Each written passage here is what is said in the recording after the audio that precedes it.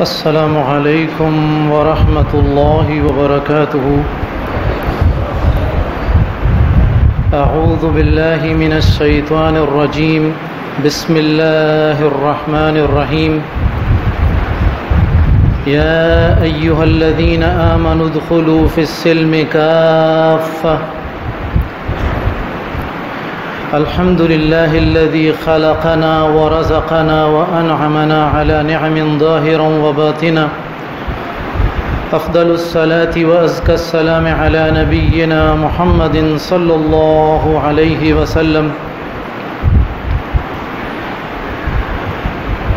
میرے قابل احترام ساتھیوں، میں خطیب نہیں ہوں، لیکن اپنے محترم ساتھیوں کے حکم پر میں آپ لوگوں کے سامنے کھڑا ہوں۔ 2 یا 3 باتیں میں اختصار کے ساتھ آپ لوگوں کے سامنے پیش کروں گا۔ سب سے پہلی بات، اللہ تعالیٰ قرآن مجید میں ارشاد فرماتے ہیں، ایمان والو سلامتی میں پورے داخل ہو جاؤ۔ جس طرح اللہ تعالیٰ ہم سے ہماری عبادات میں یہ چاہتے ہیں کہ ہم مکمل طور پر سلامتی میں داخل ہو جائیں،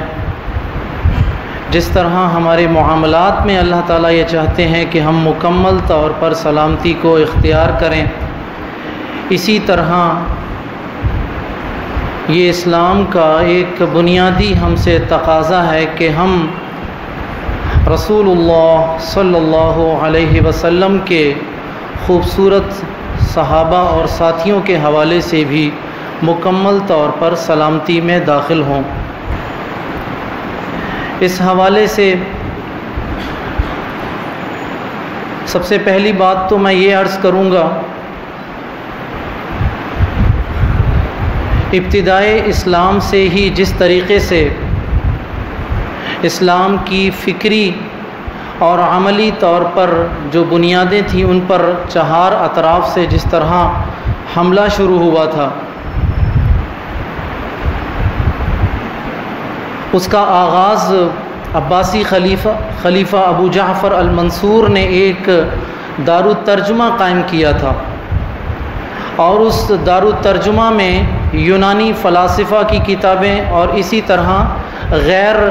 اسلامی افکار پر مبنی کتابیں جو تھیں ان کا ترجمہ عربی زبان میں کیا جانے لگا۔ جب ان لوگوں سے رابطہ کیا گیا کہ آپ ہمیں اپنی کتابیں دیجئے، تو ان کے بادشاہ نے انکار کیا تھا، لیکن اس بادشاہ کے ساتھیوں نے بادشاہ کو کہا کہ یہ وہ قوم ہے جسے ہم میدان جنگ میں شکست نہیں دے سکے، تو ہم ان کو میدان فکر میں وساوس کے ذریعے اور مختلف باطل افکار کے ذریعے ان کو ان کے مرکز سے دور ہٹائیں گے۔ یہاں سے جو سلسلہ شروع ہوتا ہے وہ تقریباً 2 صدی ہجری، 3 صدی ہجری، 4 صدی ہجری، 5 صدی ہجری، یہاں تک کہ شیخ الاسلام ابن تیمیہ رحمہ اللہ کا خوبصورت وجود ہمارے سامنے آتا ہے۔ تو جس طریقے سے کتب احادیث میں ہمارے محدثین رحمہم اللہ نے محنتوں کے بعد، کاوشوں کے بعد صحیح احادیث کو الگ کر دکھایا اور ضعیف روایات کی نشاندہی کی، اسی طرح ایسی بے شمار باتیں ہماری تاریخ کی کتابوں میں بھی موجود ہیں جن کی نشاندہی محدثین نے، مفسرین نے اور مورخین اور علماء نے کی۔ تو اس حوالے سے جب میں یہ آیت پڑھوں ادخلوا فی السلم کافۃ، تو میرے سامنے ایک بہت بڑا سوال کھڑا ہوتا ہے کہ نماز کے حوالے سے تو مجھے مکمل رہنمائی مل جاتی ہے کہ میں نماز کیسے پڑھوں، صلوا کما رأیتمونی اصلی، اللہ اکبر سے لے کر السلام علیکم تک مکمل نماز میرے سامنے موجود ہے، روزہ کیسے رکھنا ہے میرے سامنے موجود ہے، زکوٰۃ کیسے دینی ہے، حج کیسے کرنا ہے، یہ تمام کی تمام عبادات، نکاح، طلاق، ہر چیز میرے سامنے موجود ہے۔ تو میرے قابل احترام ساتھیوں، اسی طرح مکمل رہنمائی صحابہ کرام رضوان اللہ علیہم اجمعین کے حوالے سے بھی موجود ہے۔ یہ عظمت صحابہ اور عظمت اہل بیت کے حوالے سے ان کی عظمتوں کے بیان کے سلسلے میں جو ایک عوامی آگاہی کا سلسلہ ستمبر کے مہینے سے شروع ہوا تھا، یہ آج اسی سلسلے کا ایک پروگرام ہے۔ میں اس پروگرام کے کامیاب اور خوبصورت انعقاد پر سب سے پہلے تو محترم شیخ فضیلت احسن سلفی حفظہ اللہ اور ان کے تمام ساتھیوں کو نہ صرف مبارکباد دیتا ہوں بلکہ ان کے لیے بہت ساری دعائیں بھی کرتا ہوں۔ لہٰذا جب ہم اس سلامتی میں پوری طرح داخل ہونا چاہیں تو میرے بھائیوں زیادہ دور جانے کی ضرورت نہیں ہے۔ ہمارے اسلاف رحمہم اللہ نے جس طریقے سے حدیث میں امام بخاری رحمہ اللہ نے صحیح بخاری ہمارے سامنے رکھی، امام مسلم کی صحیح مسلم ہمارے سامنے موجود ہے، اسی طرح صحابہ کی عظمتوں کے حوالے سے، صحابہ کے مقام اور مرتبے کے حوالے سے، صحابہ پر جتنے بھی جو الزام تراشیاں ہوئیں ان سب کے حوالے سے بڑی خوبصورت 4 کاوشیں موجود ہیں۔ میں ان 4 کاوشوں کا اختصار کے ساتھ آپ کے سامنے تذکرہ کروں گا اور اجازت لوں گا۔ نمبر 1، سب سے پہلی اور عظیم کتاب شیخ الاسلام ابن تیمیہ رحمہ اللہ کی کتاب ہے منہاج السنہ۔ دیکھیے میرے بھائیوں، بالکل ایسے ہی جیسا کہ عبادات میں، معاملات میں کامیابی کے لیے ضرورت ہے کہ اخلاص ہو اور اتباع رسالت ہو، اسی طرح صحابہ کی تاریخ کو بیان کرنے میں، صحابہ کے دفاع کے حوالے سے، صحابہ کے مقام و مرتبہ کو سمجھنے کے حوالے سے بھی یہی منہج ہمارے سامنے ہونا چاہیے، اخلاص اور اتباع رسالت۔ تو اس اعتبار سے شیخ الاسلام ابن تیمیہ رحمہ اللہ کی کتاب یہ منہاج السنہ، اس کا اردو ترجمہ بھی شائع ہو چکا ہے، عام مکتبات میں ملتا ہے۔ ایک تو اس کو آپ صحابہ کے دفاع کے حوالے سے جو نصابی کتب ہیں یہ سب سے پہلے اپنے سامنے رکھ لیجئے۔ نمبر 2 کتاب شیخ الاسلام ابن العربی رحمہ اللہ کی معروف کتاب العواصم من القواسم، جو ہمارے ہی اس ایکشن کمیٹی کے ایک خوبصورت مرکز جامعہ ستاریہ کی طرف سے اس کتاب کا اردو ترجمہ شائع ہوا۔ العواصم من القواسم، اس کتاب کی خوبی یہ ہے کہ اہل تشیع نے اور روافض نے صحابہ کرام رضوان اللہ علیہم اجمعین پر جتنے الزام تراشیاں کی، ہمارا تو یہ ایمان ہے وہ تمام کی تمام الزام تراشیاں بے بنیاد ہیں، لیکن اس کا مدلل رد جو ہے وہ ابن العربی رحمہ اللہ نے کیا، بالخصوص سیدنا عثمان غنی رضی اللہ عنہ کے خوبصورت وجود سے ایک طوفان بپا جو کیا جاتا ہے، تہمتوں کا، الزام تراشیوں کا، گالم گلوچ کا، دشنام ترازی کا، اس کا سب سے زیادہ خوبصورت رد جو ہے وہ ابن العربی رحمہ اللہ نے اپنی اس کتاب میں کیا۔ میں یہ کہتا ہوں کہ ہر وہ شخص جو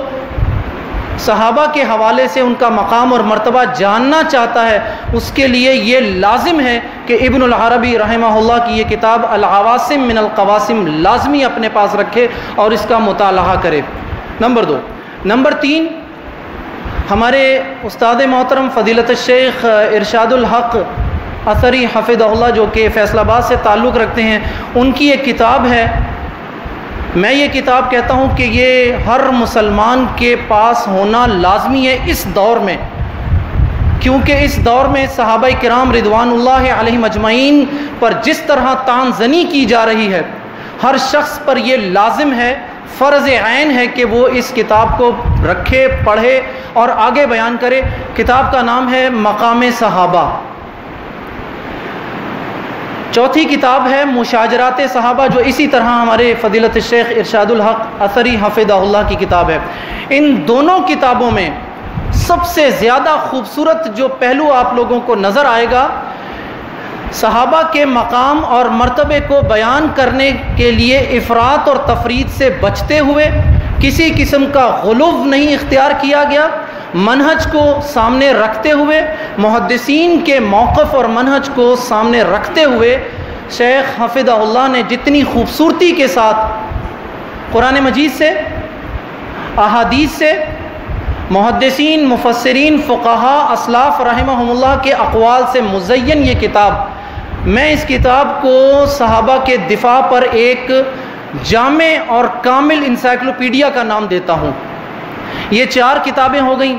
اور 5ویں اور آخری جو ایک چھوٹی سی کاوش انشاءاللہ العزیز عنقریب آپ لوگوں کے پاس ہوگی، وہ کاوش ہماری اس اہل حدیث ایکشن کمیٹی کی طرف سے آپ کے سامنے آئے گی۔ اختصار کے ساتھ وہ آیات جو دفاع صحابہ، عظمت صحابہ کے حوالے سے، اور وہ احادیث جو کہ عظمت صحابہ اور دفاع صحابہ اور اہل بیت کے حوالے سے ہیں، وہ آیات اور ان احادیث اور اقوال کا مختصر مجموعہ جو ہے ایک بکلیٹ کی صورت میں انشاءاللہ العزیز باذنہ تعالی وہ اسی مہینے کے آخر تک یا نومبر کے شروع تک وہ آپ لوگوں کے پاس ہوگا۔ تو اگر آپ لوگ چاہتے ہیں ادخلوا فی السلم کافہ، اس سلامتی میں پورے داخل ہونا، تو میرے بھائیو یہ 5 کتابیں آپ لوگوں کے پاس ہونی چاہیے۔ یاد رکھیے گا سورۃ العنکبوت کا افتتاحیہ وہ غالباً شاید ایسے ہی مواقع کے لیے کہا گیا، احسب الناس ان یترکوا ان یقولوا آمنا وهم لا یفتنون، ایمان والو کیا تم نے اتنا آسان سمجھ لیا تھا کہ یہ کہو گے کہ ہمیں صحابہ سے محبت ہے، ہمیں صحابہ کی عزت اور ناموس پر